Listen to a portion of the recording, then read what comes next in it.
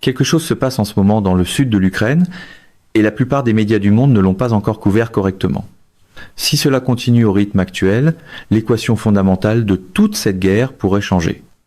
Les forces russes dans la direction de Zaporijia ne perdent pas simplement du terrain, elles perdent le récit qui justifiait chaque sacrifice, chaque vague de mobilisation, chaque contraction économique que la Russie a subie depuis février 2022.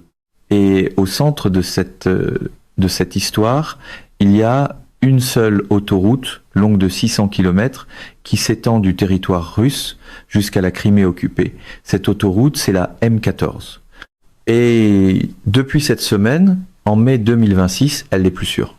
La route par laquelle passent les troupes, le carburant, les munitions, les systèmes de défense aérienne et la nourriture est maintenant traquée par des drones ukrainiens opérant à plus de 100 km derrière la ligne de front. Le Kremlin a passé des années à construire ce corridor. Il a suffi d'une campagne de drones pour en faire un fardeau.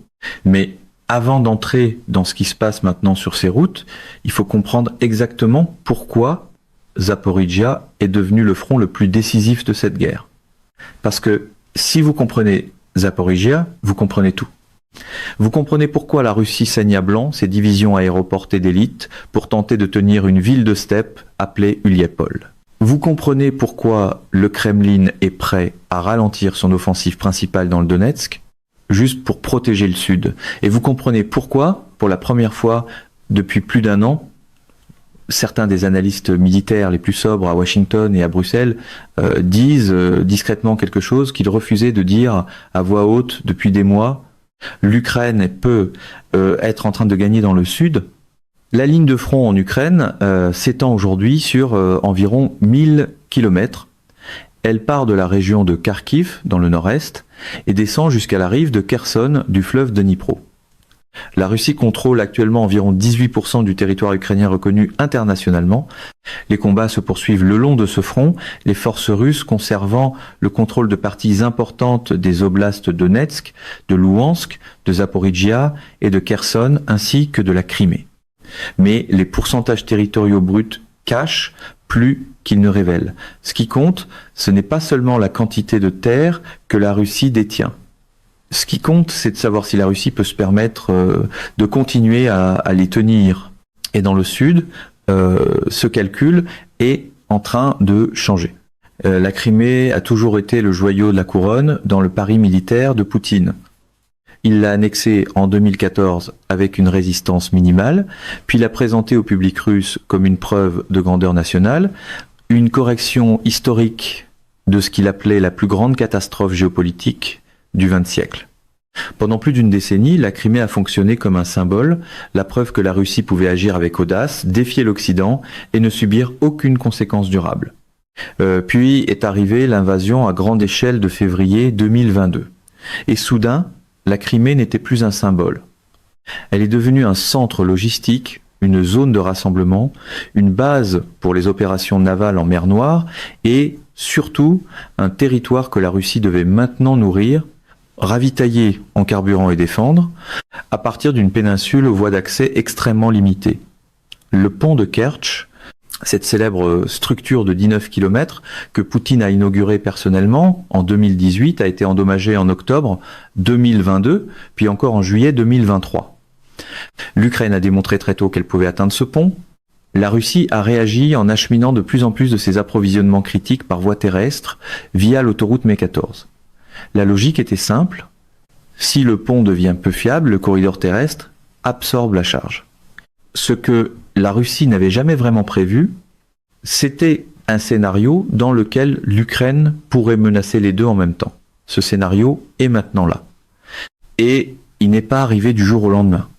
Il est arrivé à travers une série d'opérations militaires soigneusement séquencées, qui ont commencé à prendre forme en janvier 2026 et qui sont accélérées de façon spectaculaire en avril et en mai.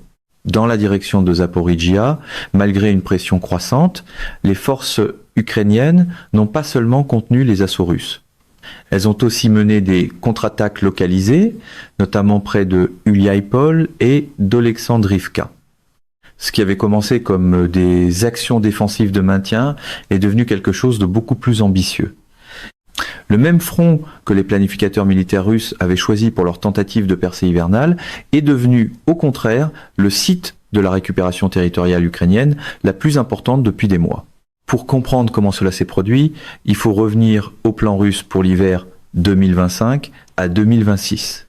La stratégie de Moscou était claire: pousser profondément dans Zaporijia, encercler les positions ukrainiennes, créer une pression vers le nord en direction de la ville de Zaporijia elle-même, puis utiliser les gains sur cet axe pour forcer Kiev à faire des concessions diplomatiques. Les forces russes ont mené des tentatives d'infiltration profonde en janvier et en février 2026, avançant vers Vassilivka et Novopavlivka, obtenant de petits gains tactiques, mais dangereux. La machine de propagande du Kremlin a présenté ces avancées comme des opérations réussies de zone tampon. Mais l'Ukraine préparait déjà sa réponse. À la fin de février, le tableau opérationnel était devenu beaucoup moins spectaculaire pour Moscou. En examinant les 2 premiers mois de l'année, l'analyste militaire ukrainien Alexander Kovalenko a estimé que les forces russes avaient effectivement échoué à atteindre les objectifs de leur offensive hivernale. Et la raison de cet échec tient à une planification opérationnelle ukrainienne qui mérite beaucoup plus d'attention qu'elle n'en a reçu. L'état-major général ukrainien a pris une décision qui montre exactement à quel point la doctrine ukrainienne a mûri depuis 2022. Plutôt que de répondre aux infiltrations russes par des défenses improvisées, il a préparé une contre-frappe. La 148 brigade d'artillerie des forces d'assaut aérien a été redéployée depuis le secteur de Pokrovsk dans le Donetsk. L'équipement a été déplacé discrètement. Les routes ont été choisies avec soin pour éviter la surveillance par drone. Les soldats n'ont pas été informés de ce qui s'en venait. Le secret était primordial. Même certains commandants de haut rang qui allaient participer à l'opération ne savaient pas qu'une contre-attaque ukrainienne se préparait dans le sud-est de l'Ukraine. Pensez à ce que cela signifie sur le plan opérationnel. À une époque où chaque route est surveillée, chaque champ est observé et chaque véhicule peut devenir une cible de drone, l'Ukraine a réussi à rassembler une force d'assaut importante sans que la Russie ne la détecte, jusqu'à ce que des unités ukrainiennes apparaissent derrière ces positions. C'est pas de la chance, c'est de la discipline, de la planification et un niveau de sécurité opérationnelle que les propres commandants russes ont ouvertement admis ne pas pouvoir égaler. Les résultats de ce secret, de cette patience et de cette retenue calculée sont maintenant visibles sur les cartes du champ de bataille. L'Institute for the Study of War, l'ISW, a estimé le NINMAR que la pression cumulée dans plusieurs secteurs forçait le commandement russe à prendre des décisions de niveau opérationnel et stratégique en réponse à ce qui avait commencé comme des revers tactiques locaux. L'ISW a aussi estimé que le commandement russe avait redéployé latéralement des unités d'élite des VDV et de l'infanterie navale depuis l'oblast de Donetsk vers le sud en réponse aux gains ukrainiens dans les directions d'Olexandrivka et de Ouliaïpol. Un déplacement qui pourrait compromettre l'offensive prévue du printemps était 2026 contre la ceinture fortifiée ukrainienne. Relisez cela. La Russie cannibalise son axe offensif principal pour défendre le sud. C'est pas le comportement d'une armée qui croit être en train de gagner. Donc la Russie tire ses meilleures unités vers le sud en affaiblissant son offensive dans le Donetsk pour boucher les trous dans Zaporijia. Mais qu'a fait exactement l'Ukraine pour forcer ce redéploiement? Quelle opération a brisé la confiance russe dans le sud? C'est ici que l'histoire devient vraiment remarquable et que les détails rapportés par le Kyiv Independent depuis la ligne de front révèlent un niveau de sophistication militaire que la plupart des grands médias ont complètement ignoré. L'opération qui a changé la dynamique de Zaporijia a été menée à l'intersection des oblasts de Zaporijia et de Dnipropetrovsk. Dans une portion de territoire où les forces russes consolidaient discrètement leur position depuis la fin de 2025, elles creusaient, fortifiaient et se préparaient à rendre leurs gains permanents. L'Ukraine a décidé de leur refuser cette permanence. Et la façon dont l'Ukraine a exécuté ce refus est l'une des histoires militaires les plus instructives de toute cette guerre.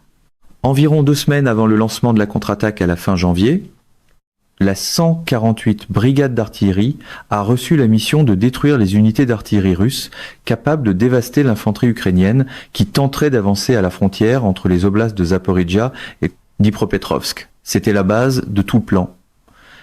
On n'envoie pas l'infanterie vers un terrain contesté pendant que l'artillerie ennemie est encore opérationnelle et déjà réglée sur les voies d'approche.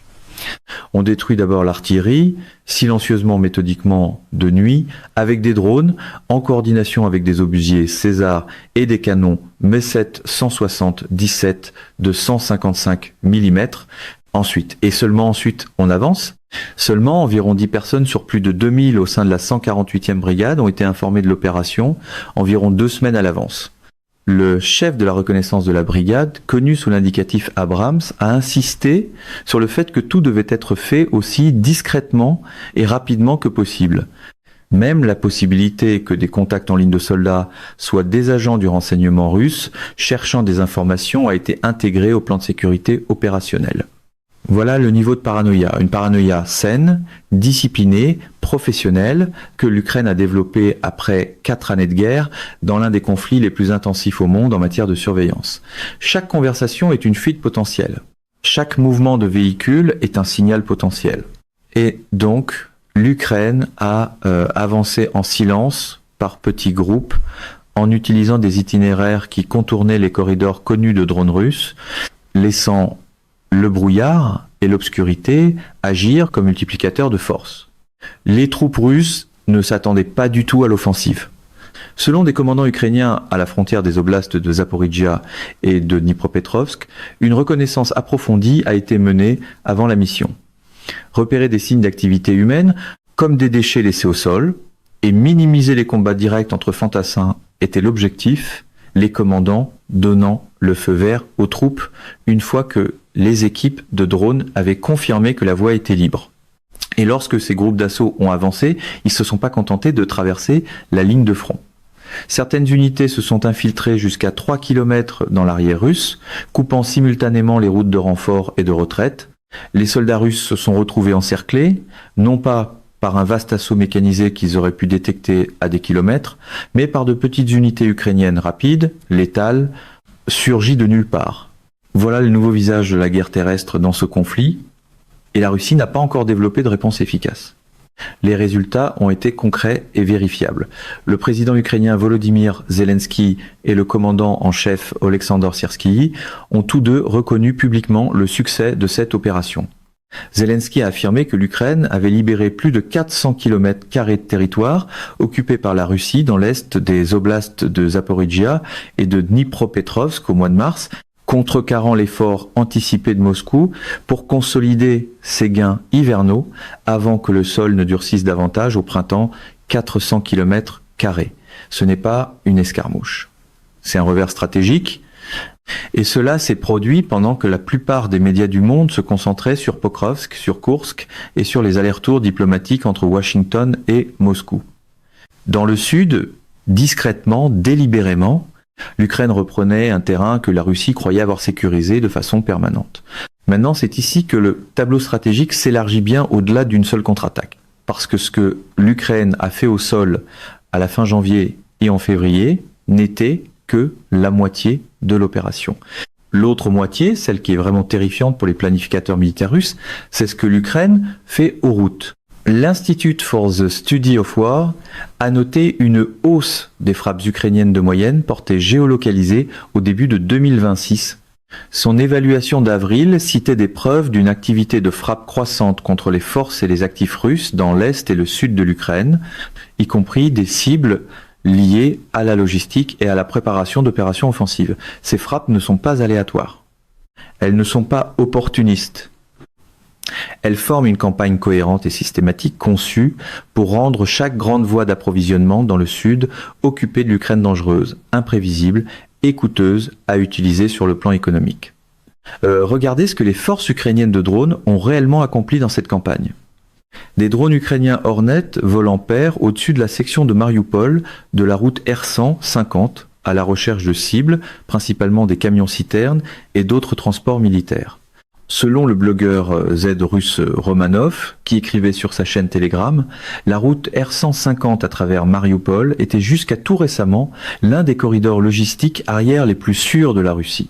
Elle passe profondément derrière la ligne de front, loin des zones où l'Ukraine pouvait auparavant projeter sa force. Le fait que des drones ukrainiens la patrouillent maintenant en paire, chassant des camions-citernes à volonté, représente un changement fondamental dans la géographie opérationnelle de cette guerre. Il n'y a plus d'arrière sûr pour la logistique russe dans le sud. Il n'y a plus que des degrés variables de danger. Les frappes de drones ukrainiens sur les routes Donetsk-Mariupol et Melitopol-Zaporizhia augmentent. Ces routes sont l'épine dorsale des forces russes dans le sud et les forces ukrainiennes ont démontré leur capacité de frapper autour de Mariupol, occupée depuis une distance d'environ 160 km. Lorsque les drones ukrainiens peuvent atteindre 160 km de façon constante, les implications pour l'autoroute MA14 deviennent particulièrement graves. La MA14 traverse Mariupol, Berdiansk, Melitopol et va jusqu'à la limite administrative de la Crimée. Sur toute la longueur de ce corridor, les convois russes doivent maintenant se déplacer en sachant qu'un drone pourrait être au-dessus d'eux à tout moment. Ils doivent circuler de nuit. Ils doivent se disperser.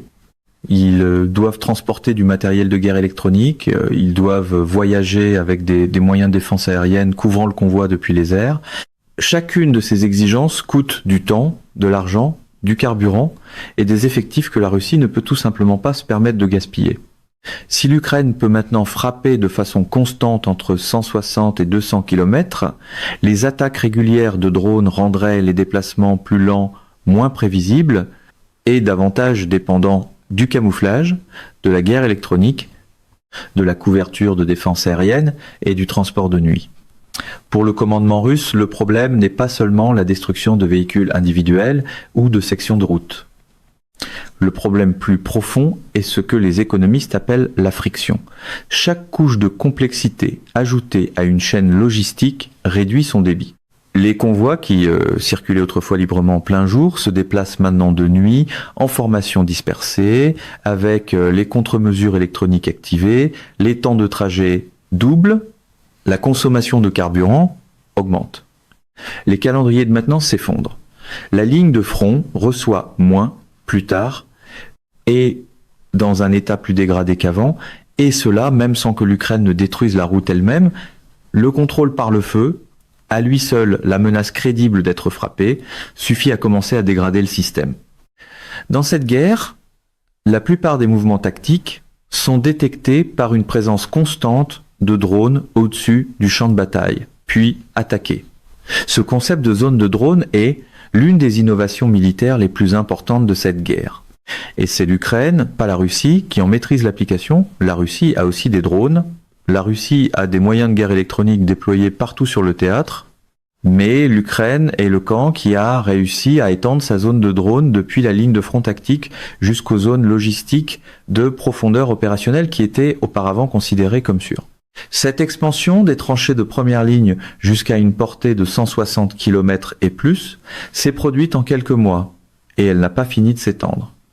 L'ISW a estimé que le Kremlin devra probablement abandonner ou modifier substantiellement ses plans précédents pour son offensive du printemps, été 2026, soit dans l'oblast de Donetsk, soit dans Zaporizhia, parce que les forces allouées à cette offensive sont déjà consommées par la défense contre une offensive de printemps planifiée. Les deux ont été perturbés par un adversaire qui a refusé de combattre selon le calendrier choisi par la Russie, dans les lieux choisis par la Russie, au tempo choisi par la Russie. L'Ukraine ne mène pas la guerre que la Russie avait planifiée. Elle mène la guerre que la Russie redoutait. Nous avons établi ce que l'Ukraine a fait au sol. Nous avons établi ce que l'Ukraine fait aux routes. Maintenant, il faut parler de ce que l'Ukraine fait à la destination elle-même. Parce que la campagne de drone contre l'autoroute MA14 n'est pas le point final de la stratégie, c'est le premier mouvement. La vraie cible, celle qui empêche les planificateurs militaires russes de dormir à 3 heures du matin, c'est la Crimée elle-même, pas sa libération par un assaut terrestre direct. Quelque chose de beaucoup plus méthodique, beaucoup plus durable et à bien des égards beaucoup plus dévastateur. L'Ukraine tente de sectionner une à une toutes les artères qui alimentent la péninsule jusqu'à ce que le coût du maintien de la Crimée devienne plus élevé que ce que n'importe quel calcul politique peut justifier. Parlons de ce qui s'est passé dans la nuit du 5 au 6 mai 2026. Des frappes de drones ukrainiens ont touché plusieurs cibles russes dans la Crimée occupée et autour de celle-ci. Un lanceur de défense aérienne S-400 a été frappé. 2 véhicules de groupe de tir mobile ont été détruits, un soldat russe a été tué et 10 autres ont été blessés dans les premières frappes. Mais le coup principal, la frappe qui porte le poids stratégique le plus lourd, est tombée sur le nœud ferroviaire de Jankoï. 5 soldats russes ont été tués, 5 autres ont été blessés, une locomotive a été détruite, plusieurs wagons de fret ont été endommagés. Maintenant, vous pourriez lire ces chiffres et penser que cela semble gérable. Une locomotive et quelques wagons. À quel point cela peut-il vraiment être important? La réponse est énormément. Parce que Jankoï n'est pas seulement une gare. Dans le cadre d'une opération menée en avril 2026, les forces spéciales du renseignement militaire ukrainien ont effectué 5 frappes visant directement des trains de marchandises ennemis en mouvement, détruisant des locomotives ennemies utilisées pour transporter de l'équipement militaire et du carburant, ainsi qu'un camion-citerne. Jankoï est le principal centre de distribution ferroviaire de la Crimée. Chaque livraison militaire qui arrive dans la péninsule via le pont de Kertch est triée et redirigée depuis ce nœud vers Sébastopol, vers Simferopol, vers les bases navales côtières du Sud. Détruisez ce nœud et vous ne stoppez pas seulement un train. Vous bloquez tout le réseau ferroviaire de la péninsule. Vous créez des retards qui ne se mesurent pas en heures, mais en jours. Et dans un système logistique de guerre déjà soumis à une forte pression, des jours de retard dans un centre névralgique peuvent se transformer en pénurie de munitions, en déficit de carburant et en échec de rotation au front. Les frappes sur Jankoï ont suivi un modèle que les forces ukrainiennes développent et affinent depuis le début de 2026. De petits raids de drones utilisant des drones FPV et des systèmes de frappe à plus longue portée, ont testé les défenses aériennes de la Crimée de façon répétée, systématique, presque chirurgicale. Chaque raid teste un vecteur d'approche légèrement différent. Chaque raid identifie des failles dans la couverture russe de guerre électronique et dans son parapluie de défense aérienne. Et chaque raid qui pénètre plus profondément que le précédent démontre quelque chose de crucial. Les défenses aériennes de la Crimée sont en train d'être dégradées. Au début de 2026, environ 30% de la flotte russe de la mer Noire avait été détruite ou gravement endommagée, selon le ministère ukrainien de la Défense, forçant Moscou à retirer des actifs clés. Ce chiffre mérite qu'on s'y arrête. Près du tiers de la flotte russe de la mer Noire. La force navale qui devait projeter la puissance sur tout le flanc sud de cette guerre, qui devait menacer Odessa, qui devait dominer les eaux côtières ukrainiennes, a été éliminée ou rendue non opérationnelle. Et la force qui a accompli cela n'était pas une marine conventionnelle. C'était une combinaison de drones navals, de missiles à longue portée et de cette créativité asymétrique qui émerge lorsqu'une force plus petite se bat pour sa survie contre une force plus grande. Puis est arrivée la nuit du 13 mai 2026. Des drones ukrainiens ont frappé le port maritime de Taman, dans la région russe de Krasnodar, juste de l'autre côté du détroit de Kertch, face à la Crimée. La zone visée, près de la localité de Volna, abrite l'un des principaux centres logistiques russes de carburant et d'énergie sur la côte de la mer Noire. Le terminal Taman-Neftegaz, qui fait partie du groupe Oteco, opérant dans le port de Taman, près du cap Zeleznirog, joue un rôle majeur dans les exportations pétrolière russe et dans le soutien logistique à la flotte russe de la mer Noire en raison de sa proximité avec le pont de Kertch et la Crimée occupée. Les données de surveillance des incendies par satellite de la NASA ont confirmé le brasier vers 2h54 du matin, plus d'une demi-heure avant même que les autorités russes ne reconnaissent qu'un incident s'était produit. 3 silos de stockage de carburant ont pris feu. Le terminal, qui alimente directement la chaîne logistique soutenant à la fois la présence navale russe et ses forces terrestres en Crimée, a été frappé précisément au point où les approvisionnements passent du territoire russe vers la péninsule.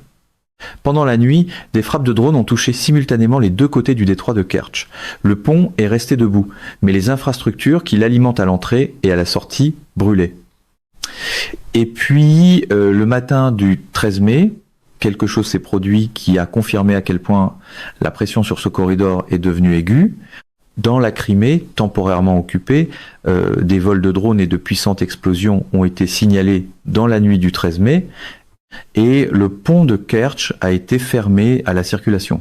Le pont de Kertch, l'infrastructure unique la plus lourdement défendue par la Russie dans tout le théâtre, a été fermé parce que les autorités ont jugé que le risque de laisser circuler le trafic était plus élevé que le coût d'interrompre complètement les mouvements. Pensez à l'importance de cette décision. Chaque heure où ce pont est fermé, chaque convoi qui ne peut pas traverser, chaque train qui attend à Taman le signal que la voie est libre, c'est une heure où les approvisionnements n'atteignent pas les forces russes en Crimée et sur le front sud. La Russie a fermé sa propre ligne de vie parce que l'Ukraine a rendu l'environnement autour d'elle trop dangereux pour qu'elle puisse être utilisée librement.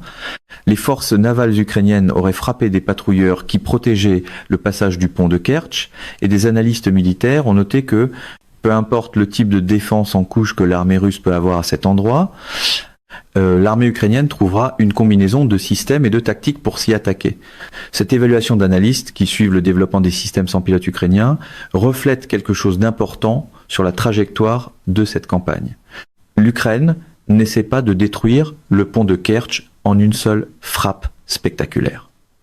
Elle démantèle systématiquement l'écosystème défensif autour du pont, éliminant les patrouilleurs, testant la couverture de défense aérienne, frappant les installations portuaires des deux côtés, jusqu'à ce que le pont se retrouve exposé, surétendu et isolé. Les routes longeant la côte à travers Mariupol et Melitopol deviennent de plus en plus vulnérables aux attaques de drones ukrainiens. L'Ukraine augmente progressivement la profondeur de sa zone de drone, une zone au-delà de la ligne de front, dans laquelle la plupart des mouvements tactiques sont détectés par une présence constante de drones au-dessus du terrain, puis attaqués. Voilà la convergence à laquelle les planificateurs militaires russes font face en ce moment, en mai 2026. L'autoroute M14 est sous contrôle par le feu. Les routes ferroviaires passant par Mariupol et Melitopol sont sous surveillance de drones et frappées de plus en plus régulièrement. Le terminal de carburant de Taman brûle. Le nœud ferroviaire de Jankoï a été touché plusieurs fois. Le pont de Kertch a été fermé à la circulation sous la menace. Et la flotte russe de la mer Noire, la force censée garantir la sécurité maritime de la Crimée, a perdu près du tiers de sa force totale. Ce que l'Ukraine exécute ici n'est pas improvisé. C'est une doctrine militaire.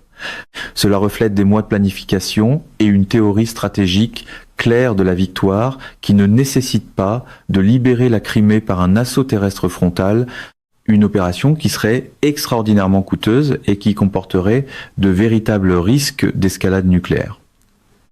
À la place, l'Ukraine poursuit ce que les théoriciens militaires appellent l'interdiction en profondeur. Vous n'avez pas besoin de capturer la péninsule. Vous devez rendre impossible pour la Russie de l'approvisionner, de la renforcer et d'y maintenir une présence militaire crédible à un coût acceptable. L'ISW a estimé que le récit stratégique de la Russie se détache de plus en plus de sa réalité sur le champ de bataille. Et nulle part, ce détachement n'est plus visible qu'en Crimée, où la rhétorique de Poutine sur un contrôle à toute épreuve contredit directement l'image d'une péninsule dont les lignes d'approvisionnement sont systématiquement démantelées de l'extérieur.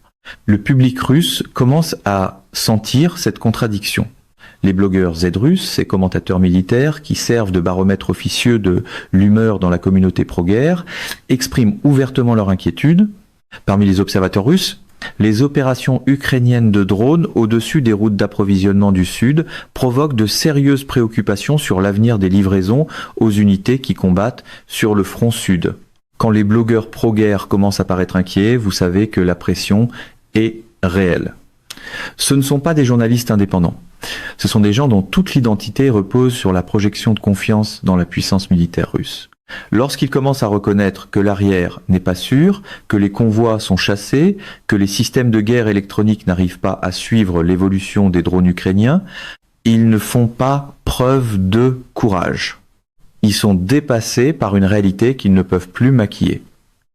Alors, où tout cela mène-t-il ?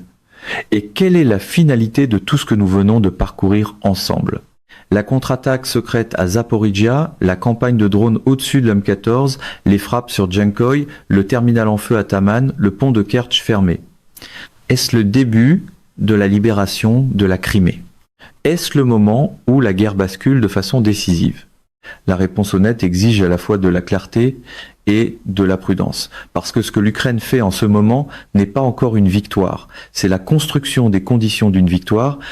Et comprendre la différence entre ces deux choses, c'est ce qui sépare l'analyse stratégique sérieuse des vœux pieux.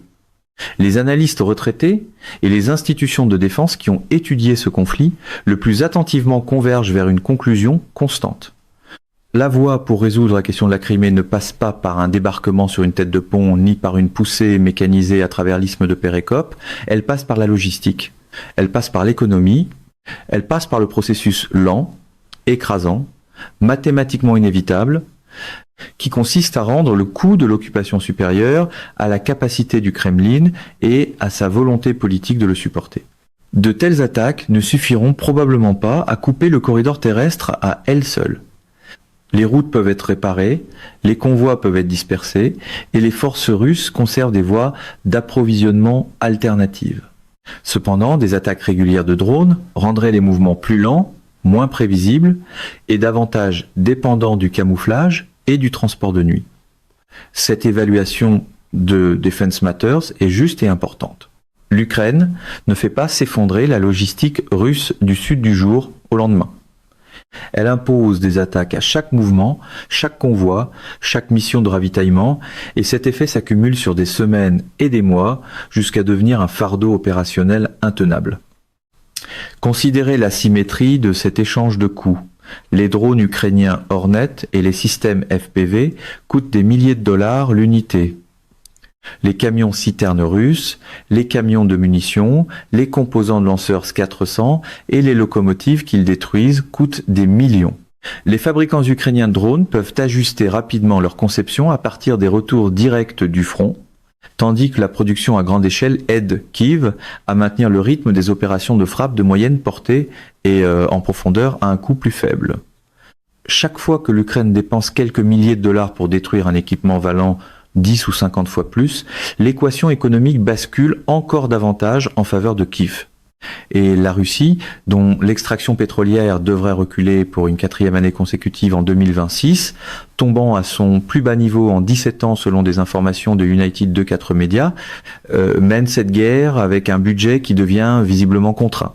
Les sanctions, la pression sur les prix du pétrole et le taux de consommation pur et simple d'un conflit industriel de haute intensité creusent les réserves financières de Moscou d'une manière qui n'apparaît pas toujours dans les reportages quotidiens du champ de bataille, mais qui s'accumule avec un effet dévastateur au fil du temps. La dimension politique de cette pression est tout aussi importante et elle se rattache directement aux raisons pour lesquelles la posture diplomatique récente de Poutine mérite un profond scepticisme. Poutine a fait des déclarations ces dernières semaines suggérant que la guerre pourrait approcher de sa conclusion.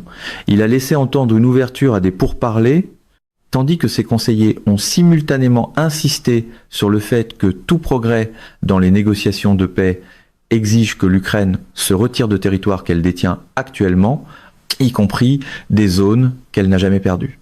L'ISW a estimé que les incursions transfrontalières limitées de la Russie à Soumy et à Kharkiv sont maintenant principalement des opérations cognitives conçues pour influencer les négociations de paix plutôt que pour obtenir des avancées militaires, ce qui indique que le récit stratégique russe est de plus en plus déconnecté de sa réalité sur le champ de bataille. Autrement dit, la Russie utilise la menace d'escalade et la mise en scène d'une activité militaire comme théâtre de négociation et non comme de véritables objectifs opérationnels. C'est le comportement d'un camp qui sait que sa position sur le champ de bataille s'affaiblit et qui tente d'arracher des gains diplomatiques avant que cette faiblesse ne devienne impossible à cacher. Et voilà ce qui rend le moment actuel, en mai 2026, si réellement important. Pour la première fois dans cette guerre, l'Ukraine exerce simultanément une pression sur la Russie au sol, à Zaporijia, dans les airs au-dessus du corridor de la M14, en mer, autour du détroit de Kertch, et profondément à l'intérieur du territoire russe lui-même, avec des frappes atteignant plus de 1700 km depuis la frontière ukrainienne. L'Ukraine mène maintenant dans les frappes en profondeur, ce qui soulève la question de savoir si il reste encore un arrière sûr pour la Russie. Cette question, posée ouvertement par des médias ukrainiens analysant la situation stratégique cette semaine, aurait été impensable il y a 18 mois. La Russie a toujours supposé que la profondeur équivalait à la sécurité, que plus on se trouvait loin de la ligne de front, plus on était en sécurité. L'Ukraine détruit systématiquement cette hypothèse, kilomètre par kilomètre, drone par drone, frappe par frappe. Que faut-il surveiller dans les prochaines semaines pour comprendre si cet élan est réel et durable? Surveiller la M14. Si les drones ukrainiens maintiennent un contrôle par le feu constant sur l'autoroute jusqu'en juin, la logistique russe dans le sud commencera à montrer une dégradation mesurable des cycles de ravitaillement. Surveillez le pont de Kertch. Chaque fermeture, chaque heure où il reste fermé sous la menace, chaque patrouilleur éliminé de son périmètre défensif rapproche son isolement stratégique éventuel. Surveillez la ligne de front de Zaporijia. Si la Russie continue de redéployer des unités VDV depuis le Donetsk pour boucher les trous dans le sud, son offensive estivale prévue dans la direction du Donetsk ne se matérialisera pas ou arrivera si affaiblie que les défenses ukrainiennes pourront l'absorber. Et surveiller la communauté des blogueurs Z russes. Lorsque des propagandistes professionnels commencent à parler ouvertement de paralysie logistique et de guerre électronique inadéquate, ils ne font pas de l'éditorial. Ils rapportent ce qu'ils entendent des soldats sur le terrain. Poutine a saisi la Crimée en 2014, en 27 jours. Il a maintenant passé plus de 4 ans, des centaines de milliards de roubles et un nombre incalculable de virus à essayer de rendre cette prise permanente. Et en mai 2026, les routes qui alimentent ce territoire saisi brûlent. Le nœud ferroviaire, qui distribue les approvisionnements à travers la péninsule, a été frappé à plusieurs reprises. Le terminal de carburant de l'autre côté du détroit est en flammes. Le pont est fermé sous la menace. Et dans la steppe de Zaporijia, les unités ukrainiennes les plus élites des opérations spéciales et de l'artillerie repoussent les divisions aéroportées russes, reprenant un terrain que Moscou croyait avoir définitivement absorbé dans sa zone d'occupation. Ce n'est pas encore la libération, mais c'est quelque chose d'argumentablement plus important à ce stade de la guerre. C'est la preuve que la Russie ne peut pas conserver ce qu'elle a pris sans payer un prix qui augmente chaque semaine. C'est la preuve que l'Ukraine, malgré 4 années d'invasion, malgré des centaines de milliers de victimes, malgré une économie assiégée, a développé la capacité militaire, la créativité opérationnelle et la patience stratégique nécessaires pour poursuivre une approche de long terme qui fonctionne. La question n'est pas de savoir si l'Ukraine peut reprendre la Crimée, la question que les généraux russes se posent ce soir, c'est combien de temps encore ils peuvent se permettre de ne pas la perdre. Mesdames et messieurs, notre émission d'aujourd'hui s'arrête ici. Nous vous invitons à partager votre avis personnel dans la section des commentaires ci-dessous. Perspective politique vous salue et vous donne rendez-vous très bientôt.